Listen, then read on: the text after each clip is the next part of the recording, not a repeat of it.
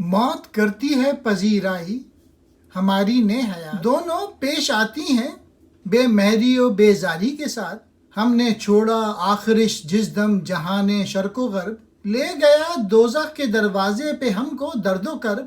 ہم پر اس نے اپنی ایک چنگاری بھی پھینکی نہیں، مشت خاکستر ہمارے سر کی سمت آئی نہیں۔ بولی دوزخ ہاں خس و خاشاک بہتر ہے مجھے، اپنا شعلہ تم سے رکھوں پاک بہتر ہے مجھے۔ آسمانوں کے پرے پھر دل گرفتہ ہم گئے، پیش مرگ ناگہاں بادیدہ پرنم گئے۔ کہتا تھا وہ جاں میرے ایک راز پنہا کا ہے نام، حفظ جان و انہدام تن سے میں رکھتا ہوں کام۔ گرچہ جان زشت ہے قیمت میں کم تر از دو جو، چاہتے ہو انہدام جاں تو مجھ سے دور ہو۔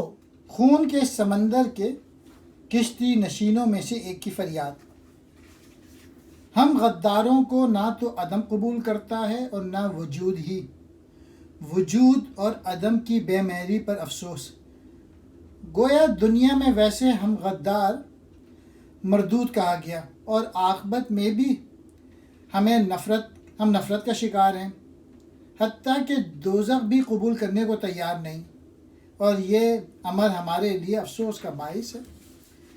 جب ہم مشرق و مغرب کی دنیا سے گزر گئے، یعنی جب ہم مر گئے اور بڑے دکھ و درد کے ساتھ دوزخ کے دروازے پہ پہنچے، تو اس دوزخ نے بھی میر جعفر اور میر صادق یعنی غداروں پر ایک چنگاری تک نہ پھینکی، اور ہمارے سر پر خاک کی مٹھی ڈالنا ہی پسند نہیں کیا۔ یعنی دوزخ تک کو بھی ہم سے نفرت تھی، غداروں سے۔ ہمارے دوزخ کے دروازے تک پہنچنے پر دوزخ نے کہا دوزخ کے لیے خس و خاشاک مناسب یا بہتر ہے، ان دو کافروں یعنی غداروں سے میری چنگاری کا بھی دور رہنا بہتر ہے، یعنی انہیں جلانا میری توہین ہوگی۔ ہم 9 آسمانوں کے اس پار گئے اور وہاں اچانک آنے والی موت کے پاس پہنچے۔ آسمانوں کے اس پار اس لیے کہا کہ موت اور زندگی خدا کی طرف سے ہے، اس لحاظ سے گویا عالم لاہوت سے اس کا تعلق ہے۔